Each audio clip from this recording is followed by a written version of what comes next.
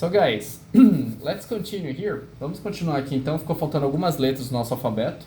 Se alguém entrar depois também dá pra reassistir o vídeo. Eu vou tentar já postar amanhã, que agora eu acho que eu montei uma configuração legal aqui pra gravar a tela, gravar o áudio. Daí vai dar tudo certo. Ok. So let's continue. Vamos ver aqui algumas letras que ficaram faltando. Vou começar pela letra R, que eu não consigo pensar em uma estratégia melhor do que esse aqui, que a gente discutiu no final da aula anterior, o tal do QR Code. QR Code. Lembrando que pro resto da vida de vocês, se quiserem falar, cadê o QR Code? Esse aqui é meu QR Code. Eu tenho aqui o QR Code. Tudo bem falar QR Code enquanto vocês estiverem no Brasil. Mas se estiverem para qualquer outro lugar que vai falar inglês, a pronúncia certa é QR Code. Q, da letra Q, do barbecue, lembrar do barbecue, né? O BBQ, barbecue. QR Code, QR Code. Daí vocês vão ser entendidas aí, onde quer que vocês estejam, quando vocês mostrarem ali o QR Code. Lembrando que em português a gente fala QR Code, mas no inglês QR Code, para vocês serem entendidos em qualquer lugar.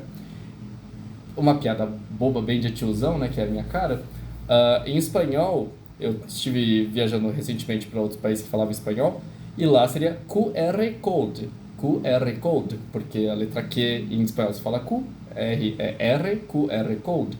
Então, onde quer que a gente esteja, a gente se adapta aí como que é a pronúncia em cada um dos países, os lugares onde a gente estiver, dependendo da língua que a gente estiver falando. Então, em inglês, só lembrar de QR Code. QR Code. Uma coisa assim, code. QR Code, que seria o QR Code. Ok? Bem, a letra Y eu não tenho uma dica muito boa, mas eu sempre falo para lembrar de mineiro, porque mineiro fala why. Why. Ok? Então a letra Y se pronuncia why. O nome da letra é why. Para quem trabalha aí com a parte gráfica ou com computação e tal, tem o padrão de cores CMYK. Sei que tem gente no grupo que já estudou curso técnico comigo, né? Então a gente chegou a ver isso aqui, se lembrar ou não. CMYK era um padrão de cores que se utilizava, por exemplo, nas questões gráficas, né? Talvez, acho que até a Tainá pode me corrigir melhor. Mas é um padrão de cores usado bastante pelas gráficas, né? Impressão. Cyan, magenta, yellow e o K vale para black. Que se a gente for reparar são aqueles cartuchinhos de impressoras, né, jato de tinta, que é um azul claro, um amarelo, um magenta, um rosa escuro, né, um amarelo e o preto, né, CMYK, que é a combinação dessas cores aqui, a gente consegue fazer as nossas impressões. Então, CMYK, CMYK, CMYK é o ciano, magenta, amarelo e preto, um padrão aí utilizado na parte gráfica, na questão digital, ok? Então, já vi gente falando do padrão CMYK, acho que geralmente CMYK, CMYK, mas em inglês, se vocês forem falar sobre isso, CMYK, CMYK. Um outro padrão de cores aí também famoso, o RGB, né? Red, Green, Blue, ok? Outro padrão de cores aí usado na computação, RGB, RGB, ou então aqueles esqueminhas de LEDs, né? RGB, RGB, Red, Green and Blue, ok? Alright. Mais uma letra aqui. H. A letra H causa uma briga às vezes nas pessoas com o número 8, porque pensam assim, se o 8 é 8, o H é 8, é igual. Então vamos lá. Eu vou colocar só um númerozinho de referência para eu apontar com o dedo para vocês, se alguém quiser comentar qual é a diferença que vocês notam entre um e outro. Quando eu fizer assim com a mão, eu estou falando a letra H. Quando eu fizer assim, eu estou falando o número 8. This is H. H. This is 8. H. 8. H. 8. Alguém quer fazer algum comentário da diferença? Notou alguma diferença? Não tem diferença?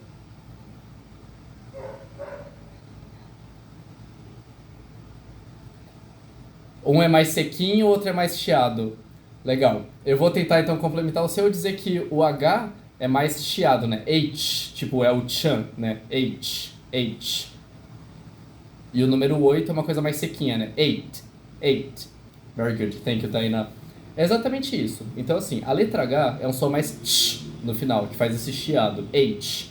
E o número 8 é um som mais sequinho, 8, do minha tia, meu tio, 8, ok?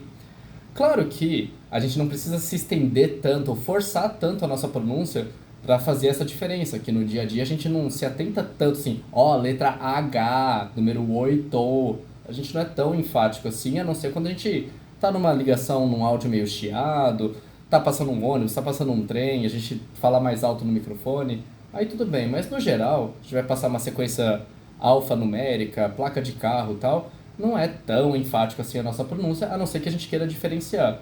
Então, no dia a dia, é comum a gente confundir a letra H com o número 8, a não ser que a gente esteja passando aí, por exemplo, um número de telefone que vai só ter números, ou então o nome de alguém que só vai conter letras, certo?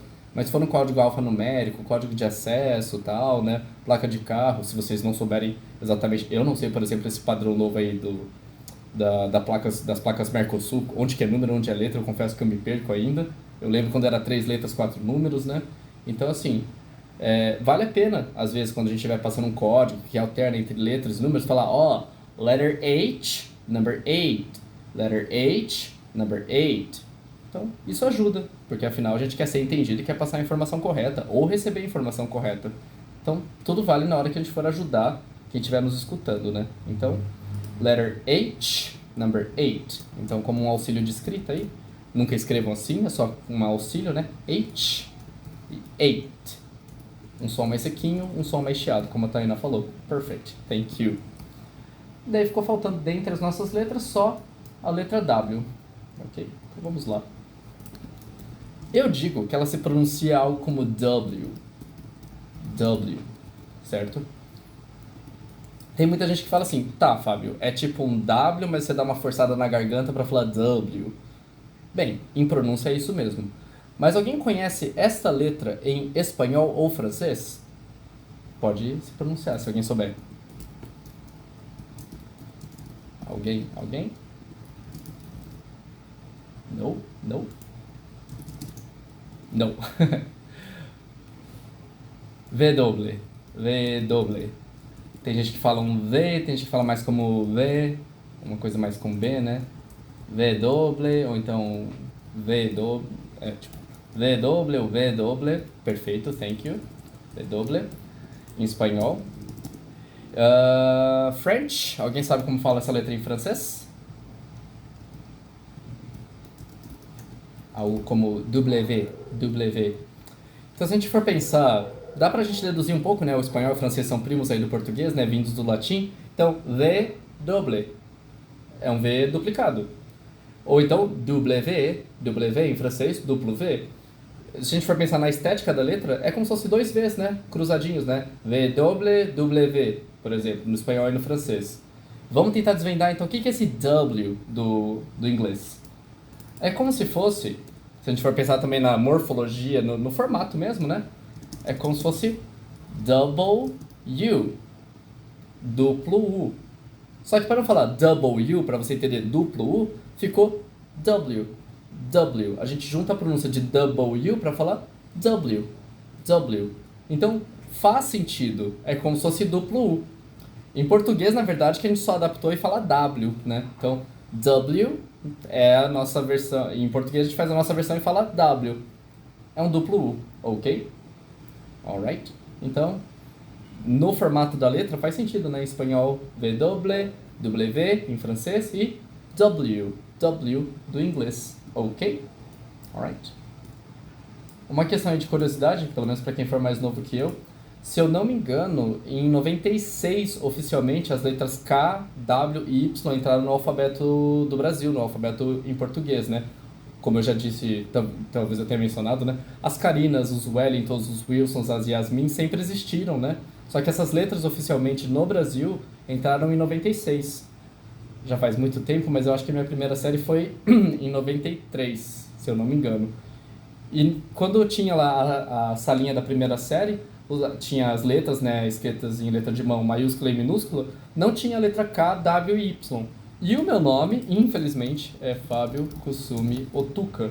Ou seja, eu posso não ter os Ws e os Ys comuns em nomes japoneses, mas eu tenho um K maiúsculo e um K minúsculo que eu nunca aprendi a escrever em letra de mão. E minhas professoras ensinavam, faz assim, só com um palitinho tá tudo bem. porque eram letras que não faziam parte do nosso alfabeto oficialmente, mas todo mundo conhecia. Então, eu nunca aprendi a escrever K maiúsculo e minúsculo em letra de mão. O W e Y ainda parece com outra coisa, parece com U, né, tal, a voltinha. Mas o K e o maiúsculo e minúsculo eu nunca aprendi com letra de mão. Sempre escrevi em letra bastão ou de forma, porque eu nunca aprendi, porque só entrou em 96 oficialmente no nosso alfabeto, né? Ok? Alright. Bem, questão de alfabeto, eu posso mandar para vocês depois um áudio do livro ou um áudio do YouTube e tal, para vocês praticarem. E lembrando, quando a gente menos esperar, a gente vai precisar soletrar alguma coisa, diferenciar um nome Karina com K ou Karina com C, Yasmin com I ou com Y. Então, nessa diferenciação, a gente vai acabar se deparando com uma soletração, soletramento, uma soletração, e daí a gente vai ter que diferenciar e vai ter que saber o alfabeto, pelo menos do nosso nome, endereço, e-mail. Isso a gente tem que ter na ponta da língua, ok? E clichê de professor, praticando mais, a gente fica mais afiado nisso, ok? So now, activity number 6, word power, titles. Titles são como títulos no sentido de pronomes de tratamento, né? Senhor, senhora, senhorita, ok?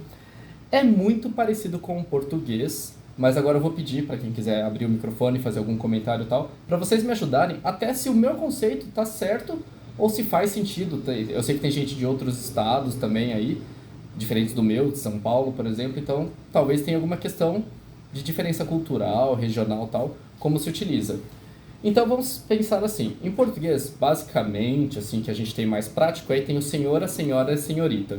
Senhorito não é tão comum, né? Um rapaz jovem a gente não vai chamar de senhorito, né? É um moço, por exemplo, né? Então vamos lá, vamos começar pelo mais clássico, que é o Mister, né? A gente tem aí na mídia o Mr. M, o Mr. Catra, sei lá, né? Então, Mister é para homens, solteiros ou casados. Independente de ser solteiro ou casado, é Mister. Mas Fábio, meu priminho, o João tem 6 anos, ele é Mister? Não, mas seu priminho, o João. Hey, João, good morning, Joãozinho. Pode tratar ele pelo próprio nome, tá? Isso aqui vale mais para uma questão de, por exemplo, o seu vizinho, o seu professor, uma pessoa, alguém que te atende no banco, no supermercado, você vê ali no crachá o nome da pessoa, não é seu colega próximo. Oh, Mr. Johnson, good morning. Seu vizinho, um atendente de supermercado, de banco, certo? Uma pessoa que você tem ali um respeito e talvez não tanta intimidade para chamar diretamente pelo primeiro nome. Lembrando que o Mr. ou Mrs. ou Miss, ou para as mulheres também, podem vir com um sobrenome ou com um nome. Tradicionalmente a gente usa com um sobrenome, tipo o filme Senhor e Senhora Smith, né? Mr. and Mrs. Smith, porque a partir do momento que eles casaram, a senhorita que tinha um sobrenome adotou o sobrenome do marido e eles passaram a ser o senhor e a senhora Smith, que era provavelmente o nome do personagem do Brad Pitt, no caso. Então, Mr. para homens, adotando aí para um homem adulto, num parâmetro talvez um pouco mais velho que a gente mesmo, para a gente ter essa questão do pronome de tratamento, mas pelo menos adulto, um adolescente, uma criança, menino no caso, pode chamar direto pelo nome.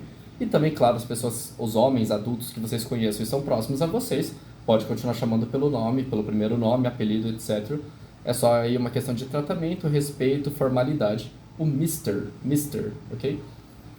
Agora a gente tem esses 3 outros que sobraram, que são, os 3 são para mulheres. Daí vai entrar nossa discussão para quem quiser abrir o microfone e comentar também. A gente tem aqui, por exemplo, a Mrs. Morgan. Eu vou colocar entre barrinhas como se escreve, como se pronuncia. Mrs. Morgan. Mrs. Morgan. Mrs. Morgan. Antes eu vou pedir a colaboração de alguém que quiser abrir o microfone e comentar. Que parâmetro vocês utilizam para chamar uma mulher de senhora? Ou falar sobre ela e falar a senhora tal, a senhora tal. Qual o parâmetro para uma mulher ser chamada de senhora, mencionada como senhora? Alguém tem alguma opinião?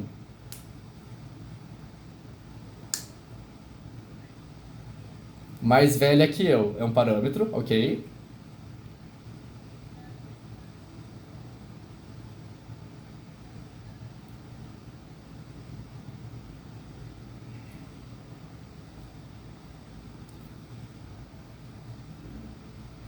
Certo. Uhum. Talvez a minha pergunta não tenha ficado tão clara, mas também o que diferencia a senhora da senhorita? Os argumentos que vocês utilizaram é válido, é o que eu utilizo também. Uma mulher mais velha que eu, casada, não casada. Então, uma vez casada é senhora, uma vez solteira é senhorita. Esse parâmetro? Perfeito. Concordo, eu também levo em consideração. Yes, ok. É o que eu levo em consideração também. Tanto é que a gente às vezes fala assim, ah, tem uma senhorinha ali no supermercado. A minha vizinha é uma senhorinha. Às vezes a gente usa esse termo senhorinha para aliviar um pouco para uma mulher de mais idade, certo?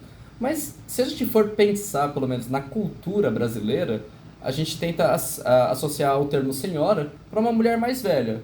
Mas assim, mais velha que a gente. Se eu tivesse 20 anos, uma mulher de 22 é mais velha que eu. Mas 22 também é nova, né? Essa questão de nova e velha também é um parâmetro complicado, né? Então, assim, às vezes a gente tenta associar o senhora para uma mulher casada mais velha que a gente, mas a partir de X idade. Eu já sou chamado de tio no supermercado, alunos crianças me chamam de tio, então, assim, a gente tem que aceitar o tio e tia, né, também. Então, assim, essa questão do mais velha, senhorinha e tal, é um parâmetro muito abstrato, né? Muito relativo. No inglês é um pouco mais simples do que isso. Mrs., que é a mulher casada, é o parâmetro paralelo, é o pronome paralelo ao senhora. E é para uma mulher casada. Fábio, a minha vizinha casou com 18 anos. Ela passou a ser Mrs., ok? Ah, ela é solteira e tem 80 anos. Ela é repeat não, porque vocês estão com o microfone fechado, mas esse é o Miss, que se pronuncia do jeito que se escreve também, Miss, ok? Miss é mulher solteira, independente da idade. Mrs. é mulher casada, independente da idade.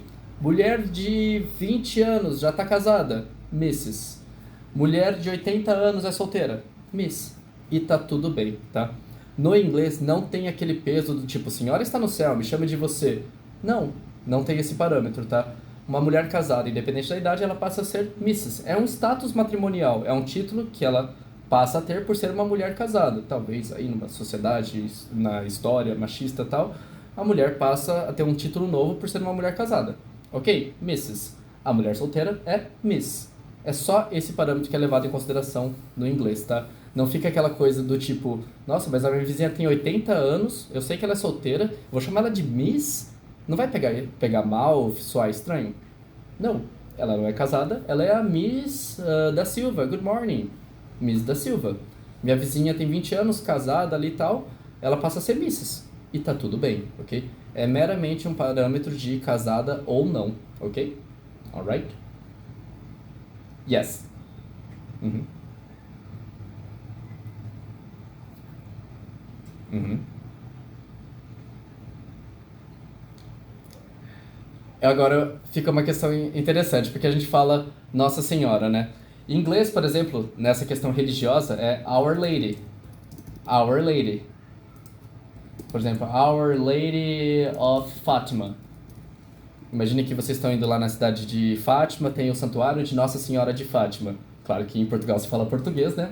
Mas se vocês quiserem fazer um blog lá, tá? Um vlog. Oh, hello, I'm here in Fátima today and we are visiting the sanctuary of Our Lady of Fátima. Our Lady, a Nossa Senhora no sentido de mulher superior, no caso. Lady, né? Perdão pela comparação tonta, mas tipo Lady Gaga, né? É um título a uma mulher de respeito, no caso, uma mulher de poder. Our Lady. Então não fica no senhora de mulher casada, por exemplo, né? Ok? Na questão religiosa seria isso. Eu sei que a sua pergunta foi quanto ao termo, né? Mas na religião da Nossa Senhora e tudo mais é Our Lady. Our Lady. Se vocês viajarem para lugares aí internacionais que tenham placas em inglês, por exemplo, vocês vão ver como Our Lady. Nossa Senhora, literalmente. Nossa, Our Lady de mulher de respeito, mulher elevada. Our Lady. Ok? Alright, thank you. Alguma outra dúvida quanto ao senhora, senhorita? Miss and Mrs? Não? Não?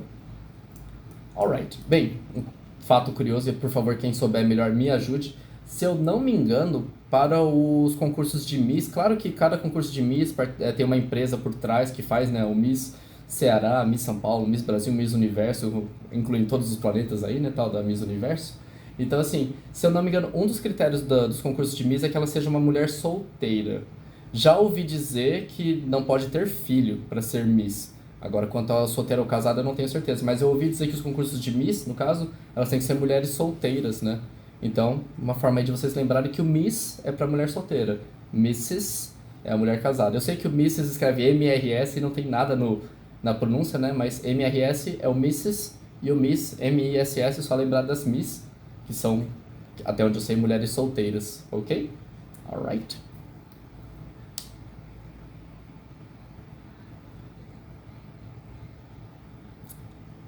Eu não tenho ideia.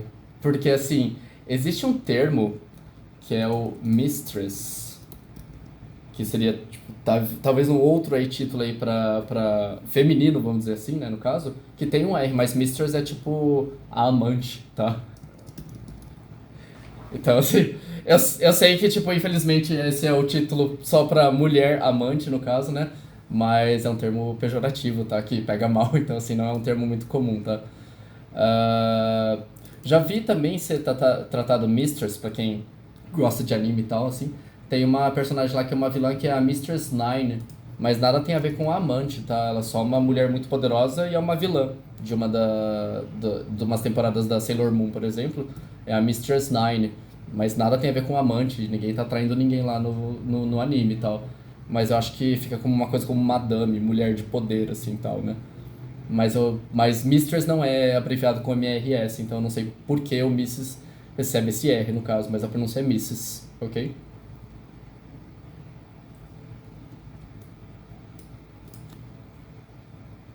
Do Mister, né? Mister, por exemplo, tem S também, né? Na hora que a gente escreve o Mister Brasil, né? Mister, né? Então tem todas as letras que precisa, né? Mas o MRS é mulher casada, ok? Alright, thank you. Sobrou esse último aqui, MS ponto. A pronúncia desse é Miss. Aí vem a confusão. Mas, Fábio, se pronuncia igual da mulher solteira da Miss Universo, por exemplo, então também é para mulher solteira. Não. Esse aqui é para mulheres solteiras ou casadas. Peraí, Fábio, então isso aqui funciona igual do homem. Se do homem tem o Mister, que vale para mulher solteira ou casada, o MS ponto, que se pronuncia Miss Chen, por exemplo, dessa moça aqui no caso, é igual do Mister. Digamos que sim. Mas em que momento esse MS pontinho é relevante ou útil pra gente? Imagina que, por exemplo, a gente vai fazer algum contato com alguma cliente, alguma prestadora de serviço e tal, e a gente sabe que ela é a Joana, por exemplo. E a gente quer ser educado, porque a gente está ali estabelecendo um serviço e tal, nem que eu esteja provendo ou recebendo esse serviço dessa pessoa, Joana. E eu não sei se ela é solteira ou casada, porque nem convém nessa nossa transação do serviço, né? E você quer mandar uma mensagem educada, um e-mail educado, às vezes a gente não sabe, né, se ela é uma pessoa mais velha que a gente, pra gente ter essa questão de hierarquia de idade, coloca lá, ms. Joana. Miss Joana, good morning, how are you today? Bababá, bababá, e segue. Se ela achar relevante, interessante, deixar claro que ela é uma mulher casada, não por uma questão de flerte nem nada, ela fala assim, oh, you can call me Mrs. Joana. Ela vai te corrigir, colocar o MS pontinho Joana, ou a conversa vai seguir normal, porque naquela comunicação isso indifere ser solteira ou casada, certo? Então, assim, se a gente não sabe ou não é relevante para aquela situação descrever, especificar a mulher solteira ou casada, MS pontinho, na pronúncia fica igual da mulher solteira, porque afinal a gente nasce solteiro, né? Então, assim, no primeiro instante, solteiro, MS ponto na escrita, mas na fala, se vocês têm uma nova vizinha que se mudou agora pra casa ao lado, e ela é a Joana. Miss Joana, good morning! Se de repente você acaba vendo um marido dela, uma esposa que seja, ou ela te fala, oh, I'm married, I am Mrs. Joana. Tudo bem, daí tá corrigido e tal, você aprendeu a partir dali e passa a chamar ela de Mrs. Joana. Mas num primeiro instante, Miss Joana, good morning, vocês não sabem. Ou interfere para aquela comunicação se ela é uma mulher solteira ou casada, Miss Joana, ok? Alright? Um exemplo de mídia, de mídia popular aí e tal, tem uma série que é aquela How to Get Away with Murder, que tem aquela atriz, a Viola Davis, que é uma advogada criminal e tal. Ela, na primeira temporada, ela é uma mulher casada, o marido dela é um psiquiatra muito famoso, ela é muito popular na universidade, uma professora e tal. E nas cenas de julgamento ali, tal, sem nenhum grande spoiler tal pra vocês, o juiz, a juíza falam Miss Keating, o sobrenome dela é Keating, que veio do marido dela. Miss Keating, your turn, please. Que é o momento dela fazer a defesa, por exemplo, o momento de fala dela. E vocês vão ver que o juiz e a juíza chamam ela de Miss Keating. Poxa, ela é uma pessoa ali muito famosa dentro do meio da jurídico e tal, uma advogada criminal super famosa, que vence todos os casos. todo mundo ali na região, na universidade, no momento sabe que ela é casada com aquele psiquiatra também famoso, mas naquela situação de julgamento, indifere ela ser uma advogada solteira ou casada, ela está ali defendendo o cliente dela, certo? Então, a pessoa ali, o juiz, juíza, tratam ela por Miss Keating. Miss Keating, you're wrong. Miss Keating, please, stop. Não é porque eles estão não sabendo se ela se ela é solteira ou casada, ou assumindo que ela é uma mulher solteira. Não. Eles sabem que ela é uma mulher casada, acredito eu, é um personagem muito famoso naquele meio. Só que naquele ambiente ali de julgamento, ela é uma advogada criminal, não é relevante ela ser solteira ou casada. Se alguém quisesse chamar ela de Mrs. Keating, tá muito claro que ela é uma mulher casada. Tudo bem. Mas naquela situação de julgamento, trataram ela com respeito, com o pronome de tratamento, e usaram o genérico. Claro que só tá falado, só que se fosse transcrever aquele texto, ficaria como MS pontinho. Até o escrivão lá que estivesse digitando usaria o termo MS pontinho e não Miss, porque todo mundo sabe que ela é casada. Ok? Alright? Então, saiba que isso pode ser utilizado de uma forma muito natural, tá? Não é uma questão tipo, nossa, você não sabe se que eu sou casada? Às vezes a gente não sabe ou não é relevante para aquele instante, ok? Só uma questão curiosa, assim, tal, o Mr., Mrs. e o Miss, eles são muito comuns de serem utilizados, tá? Não pensem que a gente tem que utilizar com todo mundo e não pensem que há um critério do tipo assim, é autoridades acima de X coisa, tipo, sei lá, policiais, bombeiros ou bombeiras, tal, ou pessoas que trabalham em banco. Não, com seus vizinhos, com caixa de supermercado, com sim, realmente, atendentes de farmácia, de banco, policiais, tal. Todos que vocês sabem ali o primeiro nome, o sobrenome e quiserem tratar com certo respeito, podem utilizar. Porque em português, eu acho que quase nunca ou nunca a gente fala senhorita Joana, bom dia. O senhorita é um que a gente quase não fala. A gente gosta de utilizar a partir do senhora, para uma mulher mais velha que a gente, ou mais velha que tanta idade.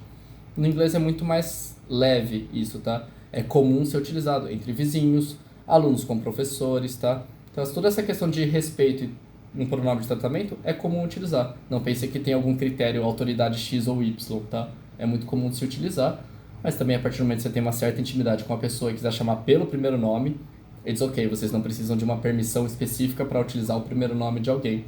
Alright? Ok. Alguma dúvida? Alguma observação?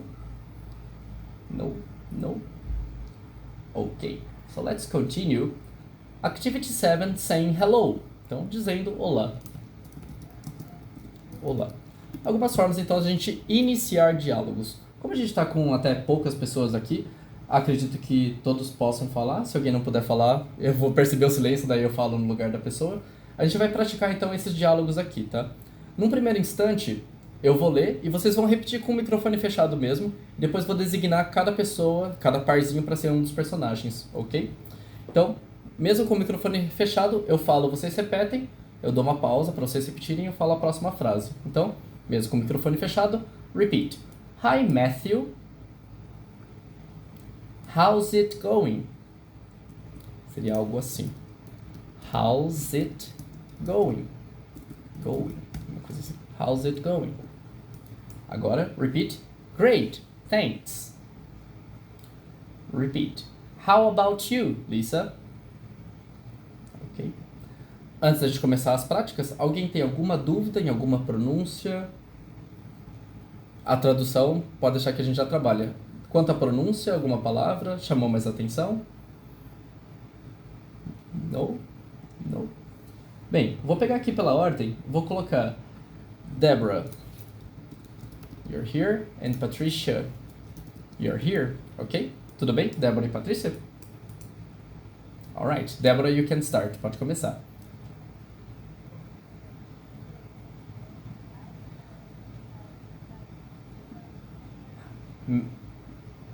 Hi, Matthew. Hi, Matthew. Going. Very good. Patricia?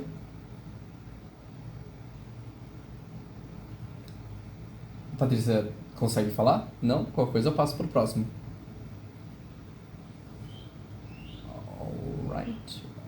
Ok. Eu vou passar pra Cris qualquer coisa, a Patrícia depois pode dar um olá. So, Cris, você pode fazer isso aqui, please?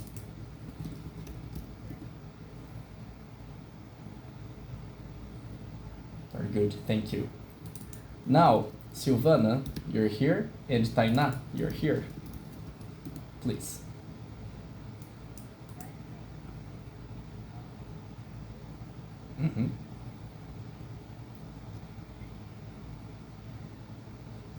Very good, thank you.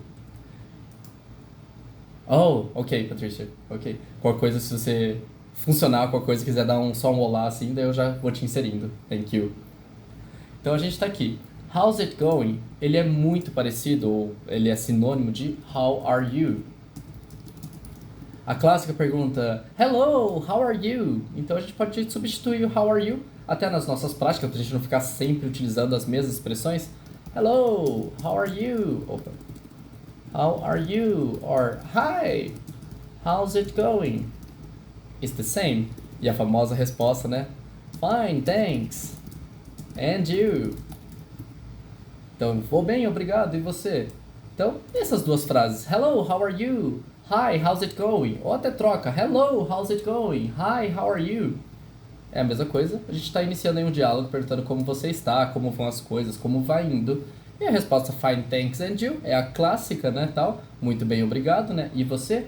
E a gente pode trocar esse and you por how about you? Lisa, no caso, é o nome da menina, né? How about you? How about you and you is the same, okay? My name is Fabio. How about you? I like chocolate. How about you? I am from Agudos. How about you? É uma pergunta de rebote, né? Você dá uma informação e passa pro próximo. E você? How about you? It's identical. And you? How about you? The same. Ok? Mesma coisa. De novo, todos com o microfone fechado. Eu leio, vocês repetem. Repeat. Good morning, Mr. Garcia. How are you? Repeat. I'm just fine, Alex. Thank you. Questions? Alguma dúvida sobre esse curto diálogo? No? No? Okay, thank you. So now, Chris, you're here. Opa. Oops. And Silvana, you are here. Okay? Chris starts. Chris começa. Esse aqui é primeiro.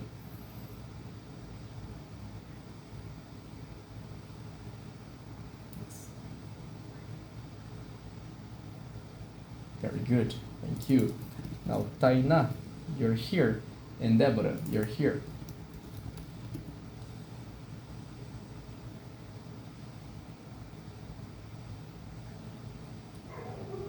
I'm just fine. Very good. A gente ainda vai trabalhar essa questão das construções, pronomes e tudo mais, mas pode entender algo como I'm just fine. I'm just fine. I'm just fine. I'm just fine. Ok? A pronúncia, ela, pelo menos no começo, né? Ela costuma dar um pouco de trabalho porque a gente vê aqui uma letra I, mas é I, daí a gente tem que lembrar do iPhone, iPad. Aqui a gente tem, sei lá, tinha o Justin Bieber, né? Mas é Ju, então just, né? Don't worry, é sempre assim mesmo a pronúncia, até a gente é acostumado com alguns sons. Thank you very much. Thank you. Basicamente, um bom dia, senhor Garcia. Pronome de tratamento, um homem mais velho, ele é um estudante, o senhor é aqui o motorista do ônibus, né? How are you? I'm just fine. Esse just fica como um intensificador. Estou simplesmente bem. Ele poderia simplesmente falar I'm fine, Alex. Ou então I'm just fine, Alex. Se ele quiser só falar Fine, Alex. Thank you. Podia também. No problem. Esse just fica como um vou simplesmente bem. Então fica como um intensificador. Ok? Next. Com o microfone fechado todos. Repeat. Good afternoon, Linda. É o nome dela, tá? Não foi só um elogio. Se fosse, né? How are you? Repeat. Pretty good, thanks. Repeat. How are you doing? Good morning era o bom dia. Good afternoon é o boa tarde. Pretty good is the same as very good. Pretty good, very good é a mesma intensidade, é mais do que bom, é muito bom. Pretty good, very good, thanks. How are you doing? How are you doing is identical to how are you? É a mesma coisa. Como vai você? Como vão as coisas? Como vai indo? Como está a vida? Todos perguntam como vai, certo? É a mesma coisa que how's it going, que a gente viu no primeiro diálogo. How's it going? How are you? How are you doing? E todos podem ser respondidos com o clássico fine, thanks, and you. Ok? Então, how are you doing? Identical to how are you. Alguma dúvida? Pronúncia, vocabulário, no número 3 desse diálogo? No? Alright, so Chris, you're here. Tainá, you're here. Okay? Chris starts.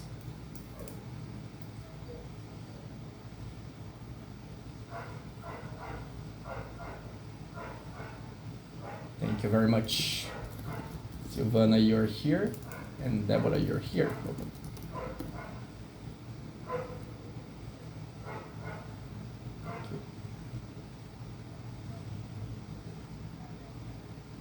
Doing. How are you doing? Yes, pretty good or very good? Thank you. Alright, muito obrigado. Next, number 4. Lembrando que, por exemplo, aqui são 2 colegas de trabalho. Tanto é que ele chamou ela direto pelo primeiro nome e tá tudo bem. Não é porque está no ambiente de escritório profissional tal, ele tem que tratar ela por Miss Linda, se ela for solteira, Mrs. Linda, se ela for casada, ou MS, ponto, né? Miss Linda, se ele não sabe qual é o status matrimonial dessa mulher. Eles são colegas de trabalho, se conhecem, acredito, então ele chamou ela já pelo primeiro nome, ok? Number 4, com o microfone fechado todos. Repeat. Good evening, Mrs. Morgan. Lembrando, Mrs. Morgan. Então, esta senhora aqui é uma mulher casada. Repeat. Hello, Miss Chen. Essa moça oriental de sobrenome Chen é uma mulher solteira. Provavelmente são vizinhas, elas se conhecem. Repeat. How are you? Repeat. I'm okay. Thank you. Alright. Good morning era o bom dia. Good afternoon é a tarde, boa tarde. Good evening é o boa noite. Ok? A gente vai chegar na discussão, mas boa noite não é good night. A gente já chega lá. Ok? Alguma pergunta sobre este diálogo número 4? Alguma dúvida? Não? Alright. Bem, é normal em inglês você falar que está ok. No Brasil, quando a gente fala que está ok, parece que não está ok, né? Tipo assim, eu tô ok, as coisas estão ok. Ok é bom, tá? É positivo. Então, assim, quando você fala I'm ok, tá tudo certo, tá? Não tem aquela conotação do Brasil, tipo assim, tá ok, tá ok. Uma coisa que não parece estar tão bem assim. Ok is good in English. Positive. Ok? Ok. Então, ok é uma coisa boa, é positiva. Então, pode-se falar assim que você está ok. Não é uma coisa disfarçada ou não tão boa. I'm okay é bom. Alright?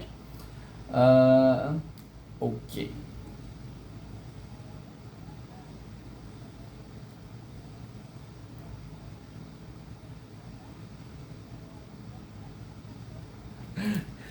Curiosidade, né? Às vezes a gente escreve o aham assim em português, né?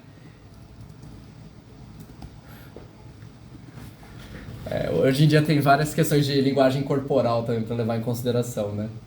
Mas assim, curiosidade sobre o aham. Existe o aham em inglês para confirmar coisas. É o aham.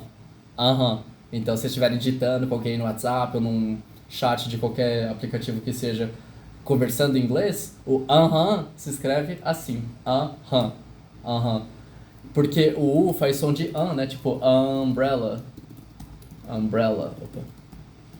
Porque se vocês escreverem para algum gringo assim, eles vão falar, Ahem? What is Ahem? Eles não vão entender isso aqui não. O aham é o aham, ok? Até os que a gente chama de onomatopeias, né? Esses sons que a gente produz, no inglês também são diferentes. Sabe o tipo do quando a gente tá pensando? Em inglês é assim, e pode ser e pode ser surpresa, oh! Isso aqui não é meu Deus, isso aqui é oh! Quando você tem uma surpresa, certo? Até o wow deles é diferente, é wow, ok? W-O-W, wow! Então até as onomatopeias, né, os sons que a gente produz quando fala, quando a gente vai transcrever, fica diferente em inglês também, ok? Curiosidade, né? Falantes de espanhol, né, os hispanohablantes, Quando eles vão digitar uma risada é assim.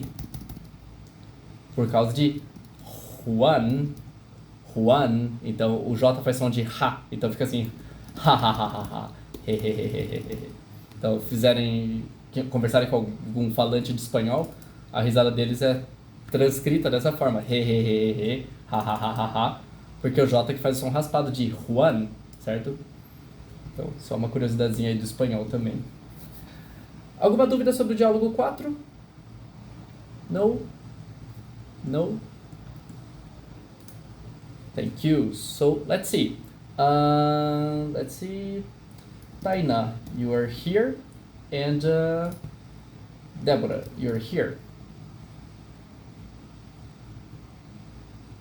Mrs. Morgan. Very good. Taina? Very good. Thank you. Silvana here and Chris here.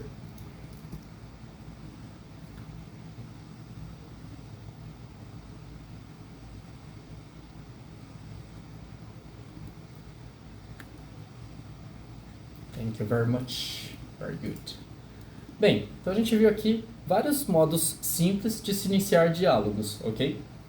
Se vocês tiverem alguma dúvida, podem me perguntar agora, quiserem perguntar depois. Yes. No problem. Ok. Se você traduzir ao pé da letra, né?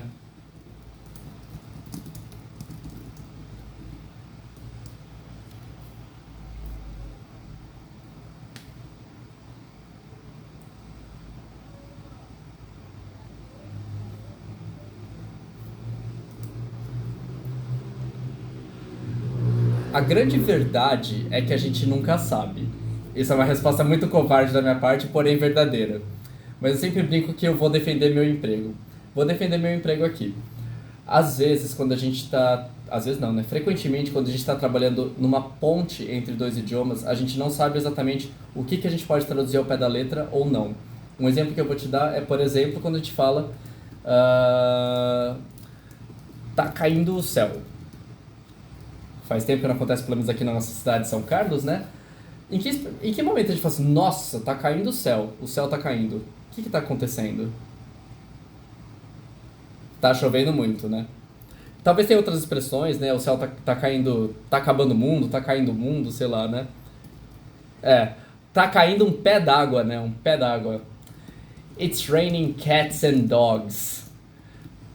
Pra quem ama os animais aí, nada tem a ver com literalmente cats and dogs e tal. It's raining cats and dogs o céu tá caindo, tá chovendo pra caramba. Essa é a expressão em inglês pra tá chovendo muito. Pra quem não é falante de inglês nativo, vai falar assim, que? Cats and dogs? Mas é igual em português quando a gente fala tá chovendo canivete, é uma coisa impossível de acontecer. Acho que tá chovendo canivete é quando algo impossível de acontecer, né? Então assim, tá caindo o céu. Tá chovendo canivete, por exemplo, quando é uma coisa impossível de acontecer. Em inglês, it's raining cats and dogs. São expressões que remetem ao céu e alguma coisa caindo, que tá caindo o céu em inglês seria it's raining cats and dogs. Então não dá para traduzir literal do inglês para o português e do português para o inglês. Português para inglês, inglês para o português. Porque são expressões populares. Aí tá uma coisa que é muito cultural, até, com perdão aos mineiros que estiverem na turma, da questão do trem, né? Então assim... Em algum local, talvez trem possa significar mais coisas. Algumas expressões fazem sentido para o interior de São Paulo e outras coisas para o litoral ou capital. Então, expressões populares são coisas que diferem aí de regiões e cidades, certo? Países, então, mais ainda, e idiomas. Então, a resposta, covarde, porém verdadeira, é que a gente nunca sabe. Então, o que a gente vai fazendo é se acostumar com as expressões. Uma coisa que a gente vai trabalhar dentro de algumas lições é o How old are you? Seria, quão velho você é? Que em português a gente pergunta quantos anos você tem, certo? Que em francês e espanhol, por exemplo, que eu sei, a pergunta é da mesma forma. Quantos anos tienes? Ou quel âge vous avez? Tipo, combien d'années vous avez? Quantos anos você tem? Quantos anos tienes, né? Do espanhol. É uma coisa que a gente possui. Idades vividas, anos vividos, né? No inglês é um quantificador de velhice, né? Quão velho você é. Porque em inglês se pergunta assim. Fábio, mas se eu traduzir literal, how many years do you have? Eles vão me responder. Se a pessoa tiver algum contato com latinos, idiomas latinos, né, um espanhol, um português, um italiano, um francês, talvez a pessoa vai chegar na resposta assim: Oh, me, I am 36 years old. Vai responder certinho em inglês, mas entendeu sua pergunta. É a mesma coisa se alguém chega aqui, tenta traduzir direto do inglês para português assim: Oh, por favor, qual velho você é? Eu primeiro dou um tapa, depois respondo, né? Então, assim, a gente não quantifica a velhice aqui, mas eu entendi que a pessoa fala inglês, qual velho você é? Eu vou falar assim: eu sou 36 velho, viu? Então, assim, a gente vai entender se a gente tiver um pouco de conhecimento, mas não dá para traduzir literalmente a maioria das coisas, certo? O How About You, eu posso até colocar pertinho do It's Raining Cats and Dogs, como uma expressão popular, que popularmente a gente fala and you, ou então how about you, certo? Que não dá para traduzir literalmente de como sobre você, né? Então, assim, infelizmente com a resposta covarde, é quanto mais a gente vai conhecendo as expressões, a gente vai se acostumando a utilizar elas, certo? Ok? Mas a grande resposta é que a gente nunca sabe quando dá para traduzir literalmente. Especialmente em idiomas de origens diferentes. Quando a gente fala, brinca muito do portunhol, não é que portunhol é uma verdade absoluta ou um idioma propriamente dito, mas funciona bem até certo ponto, porque o português e o espanhol são primos. O português e o espanhol são primos porque vem do latim, o inglês vem do anglo-saxão. Então é mais difícil que esses idiomas se comuniquem.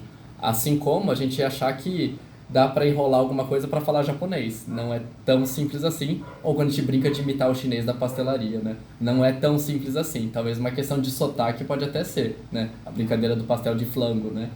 Mas aí é uma questão de sotaque. Mas com certeza frango em chinês não é flango e pastel, sei lá se existe por lá ou se eles que criaram de fato, né? Então isso fica muito na brincadeira do sotaque, tá? Mas na real é que a maioria das coisas não dá pra traduzir literalmente, especialmente entre idiomas de origens diferentes, ok? Alright. Desculpa, né, que eu não consegui dar uma solução, mas é uma explicação.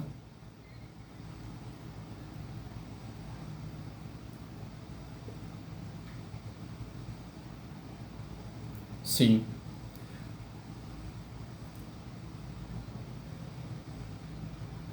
sim, sim.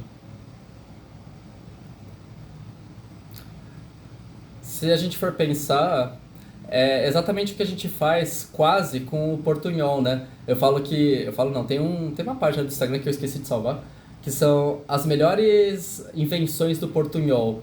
É tipo assim, eu amo buelo. Buelo não é bolo em espanhol, bolo em espanhol é pastel. Pastel, que eu saiba, né?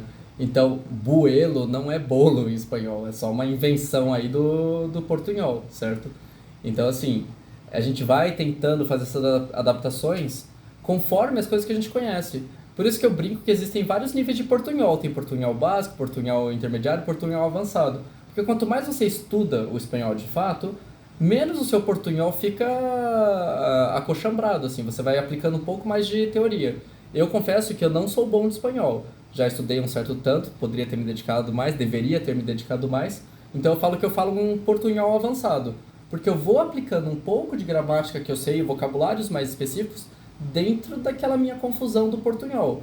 Então eu não falo um portunhol tão feio, mas eu sei que eu não falo espanhol de fato. Então, assim, eu vou aplicando. Mesma coisa no inglês, as pessoas que vão inventando. Tem acho que uma entrevista, não lembro se é o Jô Soares, entrevistou o filho da Marília Gabriela, que é uma mulher super conceituada, tal, com uma grande carreira, tal, e ele zoa a mãe dele que fala assim: "O que eu mais adoro é ouvir minha mãe falando inglês, que ela inventa umas palavras e ela acha que ela tá arrasando".